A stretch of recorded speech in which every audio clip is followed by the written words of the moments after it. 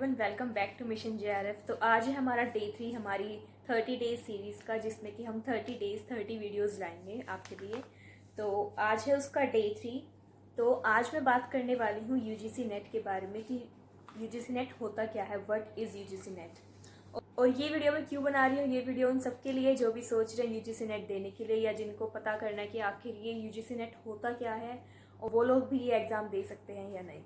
तो इस वीडियो में हम क्या क्या बात करने वाले हैं यूजीसी नेट के बारे में, एलिजिबिलिटी क्राइटेरिया से लेके सिलेबस ओवरव्यू, एग्जाम पैटर्न और बाकी सब बातें हम इस वीडियो में करने वाले हैं। तो बने रहिए मेरे साथ। अगर आप भी यूजीसी नेट के बारे में जानना चाहते हैं कि आखिर ये क्या होता है, कौन इसको दे सकता है और कौन कौन इसके लिए एलिजिबल है, तो आप इस वीडियो को पूरा एंड तक देख सकते हैं।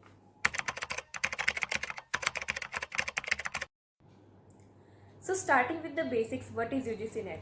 सो यूजीसी नेट की फुल फॉर्म होती है university grants commission national eligibility trust, जो कि एनटीए कंडक्ट करवाता है। ये एग्ज़ाम ट्वाइस अ ईयर होता है, साल में 2 बार इसको दे सकते हैं।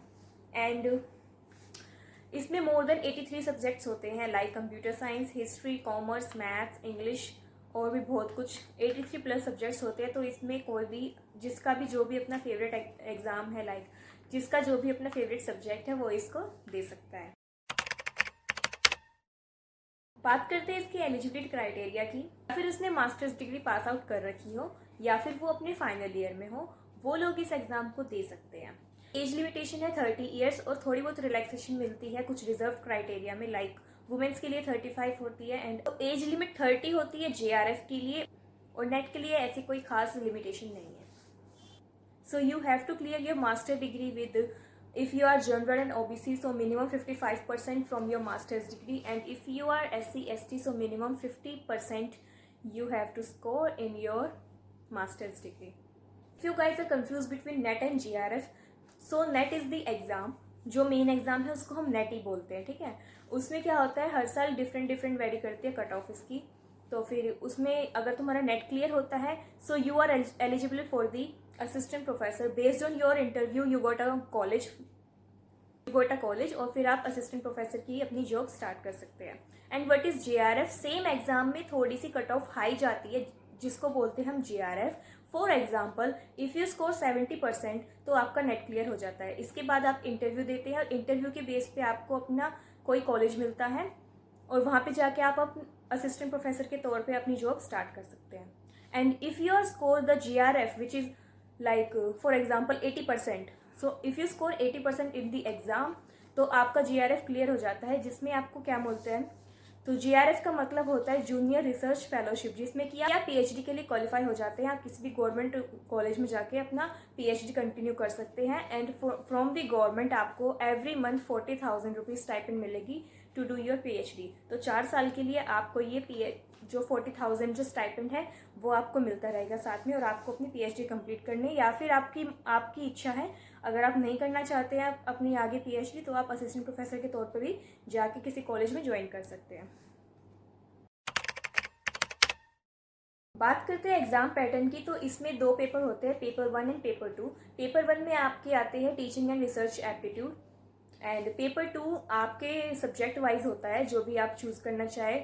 जो मैंने पहले बताया, like history, commerce, maths, computer science, आपका जो भी सब्जेक्ट है उससे रिलेटेड आपका पेपर 2 होता है। 3 आवर्स का टोटल ये एग्जाम होता है, जिसमें कि आपको 1 आवर मिलता है फॉर पेपर 1 एंड 2 आवर्स मिलते हैं फॉर द पेपर 2। पेपर 1 में आपके पास 50 क्वेश्चन होंगे, जिसमें आपको 100 मार्क्स मिलेंगे, एंड पेपर 2 में आपके पास 100 क्वेश्चन होंगे, जिसके आपको 200 मार्क्स मिलेंगे। तो 300 मार्क्स का ये टोटल होता है एग्जाम, और इसमें कोई नेगेटिव मार्किंग नहीं होती है। बात करें अगर सिलेबस की, तो पेपर 1 एंड पेपर 2 दोनों में से आपको 10 यूनिट्स मिलती हैं। For the paper 1 which is general paper on teaching and research aptitude, इसमें आपकी 10 यूनिट्स आती है, जो मैं यहाँ पे मेंशन कर देती हूँ, which are teaching aptitude, research aptitude, comprehension, communication, mathematical reasoning and aptitude, logical reasoning, data interpretation, information and communication technology, people development environment and higher education system. So ये 10 यूनिट्स आपकी आती है पेपर 1 के अंदर, जो कि कॉमन है सबके लिए। पेपर 1 हर इंसान के लिए कॉमन है, या तो आप मैथ से हैं, या आप हिस्ट्री से हैं, या आप कंप्यूटर साइंस से हैं, या आप किसी भी सब्जेक्ट से, तो पेपर 1 आपके लिए कंपलसरी है ये सबके लिए कॉमन है। तो ये 10 यूनिट्स है जो आपकी आएंगी पेपर 1 के अंदर।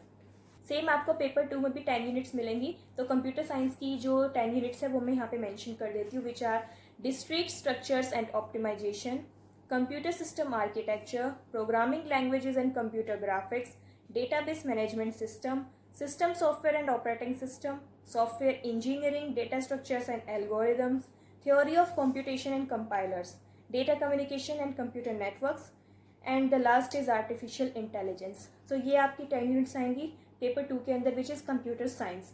ठीक है, तो ये आप साइट पर जाके चेक कर सकते हैं, आपका जो भी अपना पर्टिकुलर सब्जेक्ट्स है उससे रिलेटेड आप अपना सिलेबस डाउनलोड कर सकते हैं। ठीक है, स्ट्रेटेजी टू क्रैक नेट। सबसे पहले आपको अपना टाइम डिवाइड कर लेना है दोनों ही पेपर्स के लिए। तो मैंने पहले भी आपको अपनी डे 1 वाली वीडियो में बताया था कि किसको पर्टिकुलर कितना टाइम देना है, वो सिर्फ पढ़ने के लिए। ठीक है, पढ़ने के लिए किस टॉपिक को कितना टाइम देना है वो मैंने मेंशन कर रखा है। यहाँ पे मैं दोनों की फोटोज अभी लगा दूंगी, तो आप यहाँ से स्क्रीनशॉट ले सकते हैं। ये है पेपर 1 के लिए and this is for paper 2।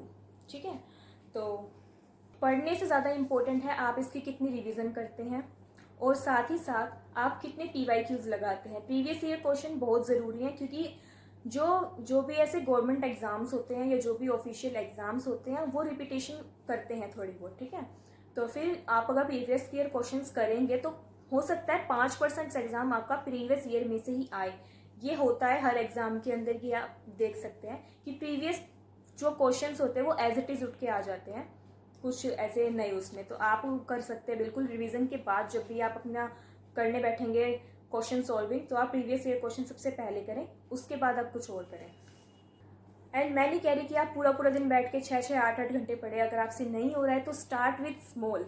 आप 1 घंटा 2 घंटा डेली पढ़ना शुरू करेंगे तो आपका खुद ही मन लगता चला जाएगा, आपको कुछ चीज़ें ईजी लगेंगी, आपका मन लगेगा, तो आप फिर अच्छे से आगे कंटिन्यू कर सकते हैं। First day start with 1 hour for paper 2, 1 hour for paper 1। ठीक है, तो इन दोनों के लिए आपने 1 आवर एक दिन पढ़ लिया। अगले दिन आपका मन करेगा चलो मैं थोड़ा और पढ़ता हूँ, 2-2 घंटे पढ़ता हूँ, 3-3 घंटे पढ़ता हूँ। अगले दिन ना करे तो 1 हफ्ते तक, मान लो 1 हफ्ते तक आप 1-1 घंटा पढ़िए। ठीक है, दूसरे हफ्ते आपका मन करेगा नहीं यार टाइम तो मैं बढ़ाता हूँ, मेरा ऐसे टाइम वेस्ट हो रहा है। आप धीरे धीरे करके अपना टाइम बढ़ाइए, 2 आवर करिए, फिर 3 घंटे, 6 घंटे। तभी लोग ऐसे 12-12 घंटे पढ़ पाते हैं, जब उनका एक बार इंटरेस्ट बैठ जाता है, उनको थोड़ा मज़ा आता है कि हाँ मैं कुछ कर रहा हूँ, मेरा कुछ पोर्शन कंप्लीट हो रहा है। ठीक है, एंड एक मैं अपनी तरफ से आपको एक पॉइंट देना चाहूँगी कि फॉलो आप सबको कीजिए। जो मैंने पहले भी आपको पिछली वीडियो में बोला था कि फॉलो आप सबको कीजिए, आपका जिससे मन है उससे पढ़िए। ऐसा नहीं है कि आपने मान लिया कोई पेड कोर्स ले लिया है तो आप सिर्फ उसी को फॉलो करते चले गए, आप यूट्यूब से नहीं पढ़ रहे हैं, आप किसी बुक से नहीं पढ़ रहे हैं, आपका जहाँ से मन करे वहाँ से पढ़िए। मान लीजिए आपने एक पर्टिकुलर ऐसे पेड कोर्स ले रखा है, वहाँ पे आपको नहीं समझ आ रहा किसी टीचर से, कॉमन है, ये नेचुरल है। ठीक है, ह्यूमंस हैं हम, तो किसी का समझ आता है किसी का नहीं आता, तो उसी टॉपिक को आप किसी और टीचर से समझेंगे तो हो सकता है आपको बेटर समझ आए, जल्दी समझ आए। तो एक्सप्लोर करते रहिए। पढ़ाई में सबसे इम्पोर्टेंट यही है, फॉलो सबको करो, लेकिन अपने माइंड के साथ मत खेलो कि नहीं मुझसे तो होगा ही नहीं, ये टफ है। आप 3-4 डिफरेंट क्रिएटर्स की वीडियो देख सकते हैं कि हाँ ये ऐसे पढ़ा रहा है, ये ऐसे पढ़ा रहा है, आपको खुद ही वो चीज़ समझ आ जाएगी। जब आप 3 अलग अलग क्रिएटर से सेम चीज़ पढ़ेंगे, आपके माइंड में कुछ ना कुछ बैठ ही जाएगा कि हाँ भाई इसके अंदर ये चीज़ आ रही है, इतना तो मेरे को आ गया है। ठीक है, तो आप, ये मेरी तरफ से एक टिप है जो मैं भी अपने लिए करती हूँ। कोई भी मेरे को टॉपिक ऐसे नहीं समझ आता है तो उसी सेम टॉपिक को मैं 5-5, 10-10 बार भी पढ़ती हूँ कई बार। तो ये कॉमन है, हम ह्यूमंस हैं, हमें ज़रूरी नहीं कि हमें सब कुछ पहले से आता होगा और हम एक बार में पढ़ के ऐसे समझ जाएंगे, ऐसा नहीं होता है। ठीक है, आप वीडियो लेक्चर्स देखिए, गूगल पे खुद सर्च कीजिए कि भाई क्या होता है, ये क्यों होता है, टाइप्स क्या हैं, ये क्या है, वो क्या है, बुक से पढ़िए। फिर उसके बाद जब आप क्वेश्चन करने बैठेंगे आपको लगेगा अरे यार ये तो हलवा था, ये तो मेरे से हो ही नहीं रहा था पहले। ठीक है, तो ये एक जो मेरी पर्सनल टिप है। ठीक है, मैं भी ये फॉलो करती हूँ, ऐसे बताया मैंने। बात करते हैं बेस्ट बुक की, तो हर जगह बोलते हैं कि ऐसे Trueman, Arihant and KVS Madan. अभी ऑनेस्टली बताऊँ मैंने ये तीनों बुक्स नहीं ट्राई की हैं, बट आई रिसर्च अलॉट और ये 3 बुक्स बेस्ट बताई जाती है। फिलहाल मैं क्या कर रही हूँ, पेपर 1 के लिए मैं डॉक्टर अर्पिता कारवा को एंड ओसवाल को फॉलो कर रही हूँ, and for the paper 2 which is computer science तो मैंने फिलहाल टॉपर्स नोट्स एंड रचना गुप्ता की एक बुक है जिसमें आपके प्रीवियस सैम्पल पेपर होते हैं, तो उसको भी आप कर सकते हैं। एंड साथ में जो मेरी MCA की टेक्स्ट बुक है मैं उनको फॉलो करती हूँ। एंड साथ ही साथ सेम वही जो मैंने अभी बताया आपको, मैं गूगल भी फॉलो करती हूँ, मैं यूट्यूब से डिफरेंट क्रिएटर से पढ़ती हूँ। अभी मैंने कोई पेड कोर्स लिया नहीं है, आगे मैं फर्दर लूँगी तो मैं आपको बता दूँगी।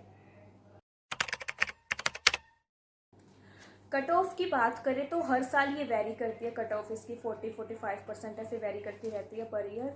और GRF की कट ऑफ थोड़ी सी हाई रहती है, GRF की कट ऑफ थोड़ी सी हाई रहती है। अगर आपका GRF क्लियर हो जाता तो काफ़ी अच्छी बात हो जाती है। बाकी नेट भी अगर क्लियर होता है तो उसमें कोई ऐसी बड़ी बात नहीं है, नेट भी अच्छी चीज़ है, उससे भी आप असिस्टेंट प्रोफेसर लग सकते हैं। बस आपको कुछ इंटरव्यूज़ देने होंगे जिसके बेस पे आपको अपना कॉलेज मिल जाएगा।